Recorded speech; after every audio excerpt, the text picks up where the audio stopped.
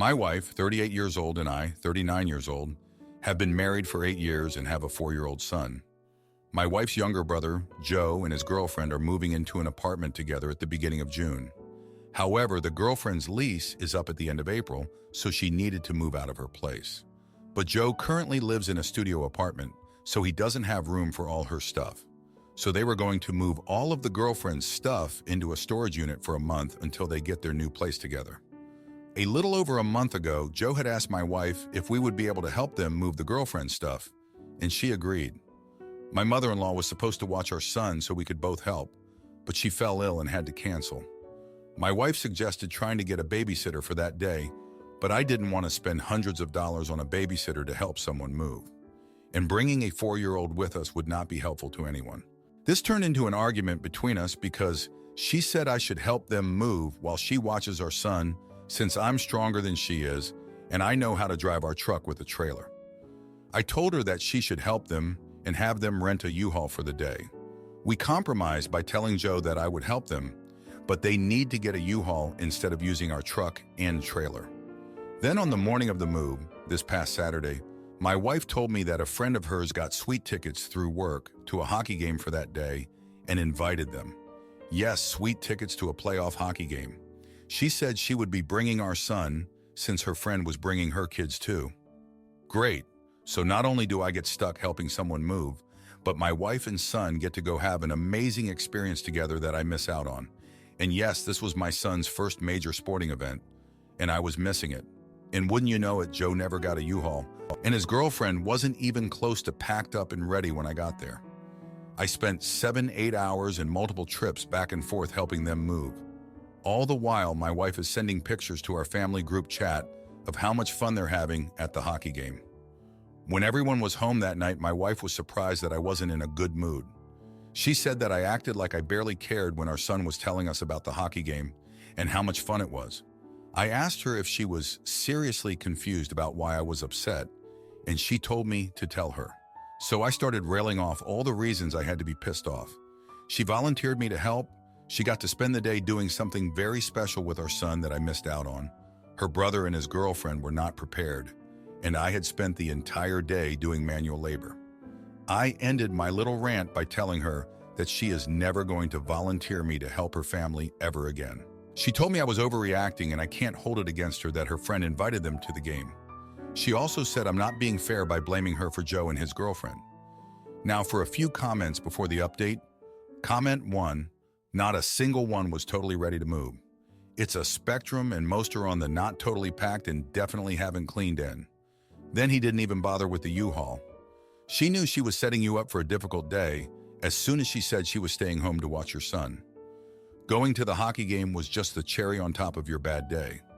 Comment 2. It's deeply inconsiderate of your wife to volunteer you without asking your permission first, and doubly so of her for accusing you of blaming her for Joe and his girlfriend when she was the one that volunteered you to clean up their mess. Next time they need help in any way that requires a significant amount of time or energy, if your wife thinks they need the help that badly, she can go. Now for the update, thank you all for the comments and support on my last post. It's been a week since the moving day fiasco, and things have only gotten worse. The day after the move, my wife and I barely spoke. She was still upset that I was overreacting about the situation. I tried to explain to her again why I was so frustrated, but she just kept saying that I was being unfair and that I should be happy that our son had such a great experience at the hockey game. On Monday, I found out that my wife had posted about the whole situation on Facebook. She didn't use my name, but she wrote about how her husband was being selfish and unsupportive of her family. I was furious when I saw the post. I confronted her about it, and we got into a huge argument. She said that she was just venting and that I was overreacting again. I told her that she had no right to air our dirty laundry on social media and that she was making me look bad in front of all of our friends and family. Things only escalated from there. We barely spoke for the rest of the week, and the tension in the house was evident. Our son could sense that something was wrong, and he started acting out more than usual. I tried to shield him from our arguments as much as possible, but it was hard to hide the fact that his parents were barely speaking to each other. On Thursday, I made a mistake that I deeply regret. I had been drinking after work, trying to take the edge off after a particularly stressful day. When I got home, my wife and I got into another argument about the Facebook post. In my drunken state, I said some things that I shouldn't have. I told her that I was sick of her always putting her family before ours, and that I felt like I was always the last priority in her life. I also said that I was starting to regret ever marrying her. As soon as the words left my mouth, I knew I had messed up. The look on her face was a mixture of shock, hurt, and anger. She told me to get out of the house and not come back until I had sobered up and apologized. I ended up sleeping at a friend's house that night. The next day I went home and tried to apologize to my wife. I told her that I didn't mean what I had said and that I was just drunk and angry. She said that she needed some time to think and that she wasn't sure if she could forgive me. She also said that she was going to stay with her parents for a few days with our son. It's now been 3 days since she left, and I haven't heard from her at all. I've tried calling and texting, but she won't respond. I'm starting to worry that I've ruined our marriage beyond repair. I know that I messed up, but I don't know how to fix it. Looking back, I realized that our problems started long before the moving day incident. My wife has always been very close with her family, and I've always felt like I come second to them. When we first got married, she would constantly cancel plans with me to help out her parents or siblings. I tried to be understanding, but it started to wear on me over time. I also realized that I haven't been the most supportive husband lately. I've been working long hours at my job, and when I come home, I'm often too tired to help out around the house or spend quality time with my wife and son. I know that I need to make some changes if I want to save my marriage. I'm not sure what's going to happen next. I'm hoping that my wife will come home soon so that we can talk things out and try to move forward. But I know that it's going to take a lot of work and effort on both of our parts to rebuild the trust and communication that we've lost. Thank you for reading and for your continued support during this difficult time. Aita for changing my name from Pennsylvania to Penelope and not telling my parents until my wedding. So my 26-year-old parents decided to name my sister and I after American states. I have permission to share her name, Arizona, and I was called Pennsylvania at birth. Yeah, my parents are weird. I guess they thought geographical names were cool, but I think there's a huge difference between calling your child Arizona or Dakota or Paris versus Pennsylvania. They are massive Republicans and America lovers, so maybe they wanted to be patriotic. For as long as I can remember, everyone has called me Pen or Penny. My parents insisted that everyone was to call me by my full name, but most people could see how ridiculous my parents are. My sister, 28, didn't struggle as much with her name since Arizona just sounds better than Pennsylvania, and the Grey's Anatomy character, Arizona Robbins, made the name seem quite cool as we got older. I was mocked and teased as a child in elementary school because of my parents' insistence on my full name. They would literally berate my teachers for letting me write Penny on my workbooks. When I was 21, I got my name legally changed to Penelope. Most people I had met in college had assumed that I went by Penny as a nickname for Penelope. Even my boyfriend's mother called me Penelope because I was too embarrassed to tell her that Penny was short for Pennsylvania. I kept it a secret from my parents and close family because I knew my parents would go mental and accuse me of disrespecting their choice. I'm getting married this summer to my lovely boyfriend Tom, 31, and as you all know, you have to say your full name in your wedding ceremony when doing your vows. I knew I had to fess up about the name change because the alternative would be hoping they kept quiet when they heard me say, I, Penelope, instead of I, Pennsylvania. I invited them over to my home, and I tried to tell them in a calm way that I had changed my name, but they freaked out. They said that I was disrespectful, I was calling their choice dumb, etc. They are refusing to attend the wedding now.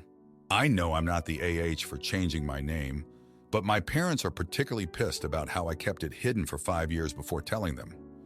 Most people I know agree with them. They think that I should have had the courage to be honest with them years ago so they would have had time to get used to it, instead of me dropping the news on them 2 months before my wedding and causing all this drama. A few other family members have dropped out, and my poor sister, who is maid of honor, is having a nightmare with this. My parents believe they had the right to know much earlier. Edit. I know I could ask the efficient priest to say Penny instead of Penelope, but I don't want to hide my real name on my wedding day. Now for a few comments before the update. Comment 1. Not the idiot. You can change your name if you want, and the name your parents burdened you with at birth was an excellent reason to do so.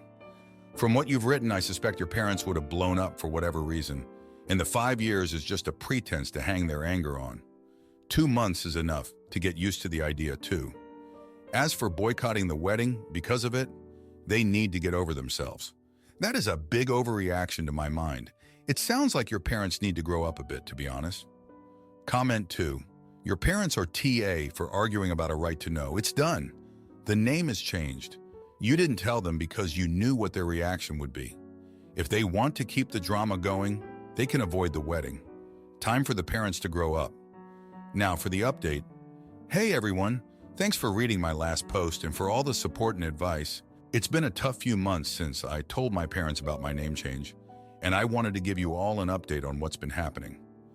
After the initial blow-up with my parents, things only got worse. They started calling all our relatives and telling them about how I had betrayed the family by changing my name. They even went as far as to say that I was ashamed of my heritage and that I was trying to erase my past. It was ridiculous, but some of my more conservative relatives actually believed them and started giving me the cold shoulder. My sister Arizona tried to play mediator, but it was a losing battle. She would come over to my place in tears, telling me about how our parents were constantly ranting about my disrespect and how they couldn't believe I would do this to them. I felt terrible for putting her in the middle of all this drama, but I also knew that I had made the right decision for myself. As the wedding drew closer, things only got more tense. My parents refused to contribute anything towards the wedding, even though they had previously promised to help out financially. They also started spreading rumors that Tom and I were only getting married because I was pregnant, which was completely untrue. I tried to stay strong and focus on the positive, but it was hard.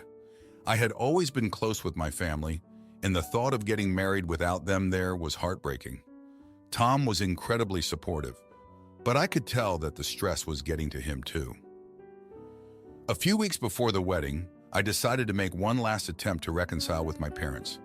I invited them over for dinner, hoping that we could talk things out and come to some sort of understanding.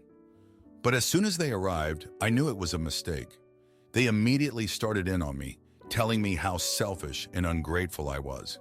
They said that I had ruined our family and that they would never forgive me. I tried to explain my reasoning for changing my name, but they wouldn't listen. They just kept yelling and accusing me of all sorts of terrible things. Finally, I snapped. I told them that if they couldn't accept me for who I was, then I didn't want them at my wedding. I said that I was done trying to please them and that I was going to live my life on my own terms. They stormed out of the house and I haven't spoken to them since. The wedding day arrived and it was bittersweet. I was thrilled to be marrying the love of my life, but I couldn't help but feel a sense of loss.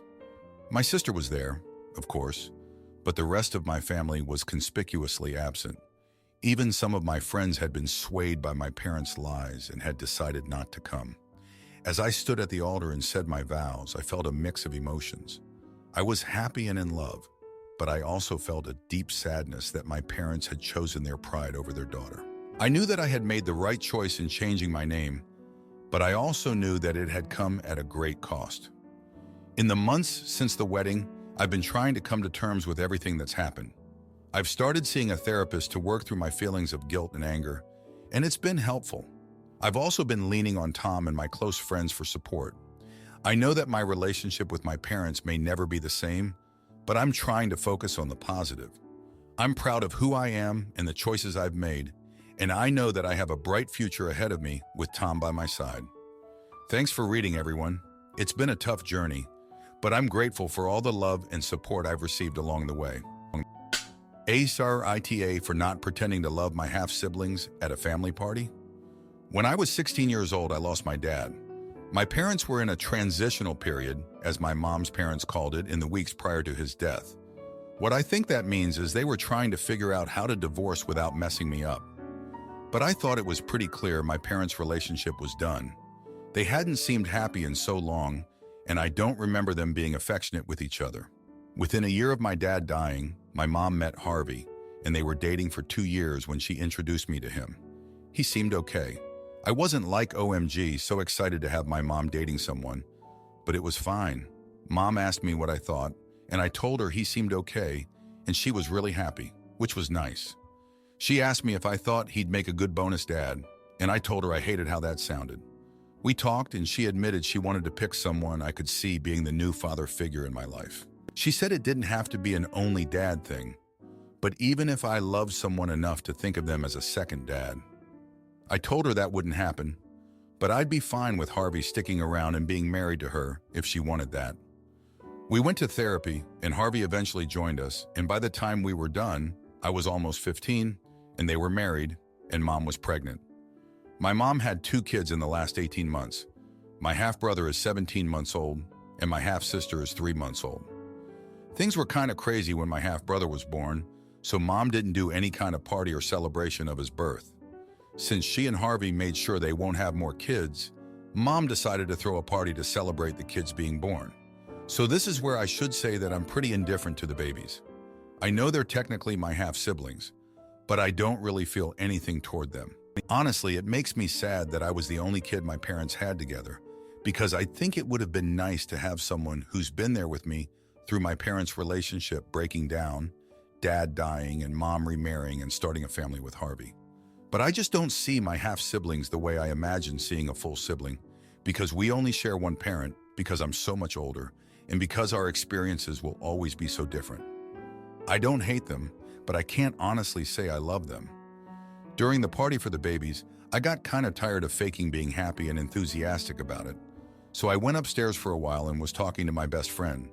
Apparently my mom overheard, and she talked to Harvey afterward and was devastated because she has realized I don't feel all warm and fuzzy about the babies, and I'm not really happy to have half-siblings. She realized I do see them as half, and that hurt her a lot because she assumed I would see them as simply siblings. Harvey told me what Mom found out, and he told me to lie my butt off so Mom will think she misunderstood and will go back to being happy. When I said no, he told me I'm being so selfish. Am I the idiot? Now for a few comments before the update. Comment 1. I don't know how many 15 to 16-year-olds who would be thrilled with new siblings, full or half. There is a big age difference, maybe simply because of age, and not because they're not full siblings. I think that is more important than the half-full part. You miss siblings closer to your age. Toddlers and babies won't change that. Maybe you'll get a bond later. Kids get more interesting when you can talk and interact more with them. Comment 2. You shouldn't lie. Your mom sounds like she still lives with guilt in how you were raised. So in her mind, she's trying to make it better. That's not your job, though, to make her feel better. She needs to accept the way you feel and not make you feel like there's anything wrong with it. No idiots here except your stepdad. He needs to quit guilting you. Now for the update. Hey everyone, thanks for reading. A lot has happened in the last 3 months since my original post. After the conversation with Harvey, things were tense at home. Mom seemed to be in denial, acting like everything was fine, but I could tell she was hurting. Harvey kept giving me these looks, like he was disappointed in me. I tried to talk to Mom about it, but she just brushed it off, saying we were all adjusting to the changes in our family. A few weeks later, I overheard Mom and Harvey arguing. Mom was crying, saying she felt like she had failed as a parent. Harvey was trying to comfort her, but he also said some things that really bothered me. He told her that I was being ungrateful and that I needed to get over my dad's death and accept our new family. I couldn't believe he would say that, like I could just flip a switch and forget about my dad.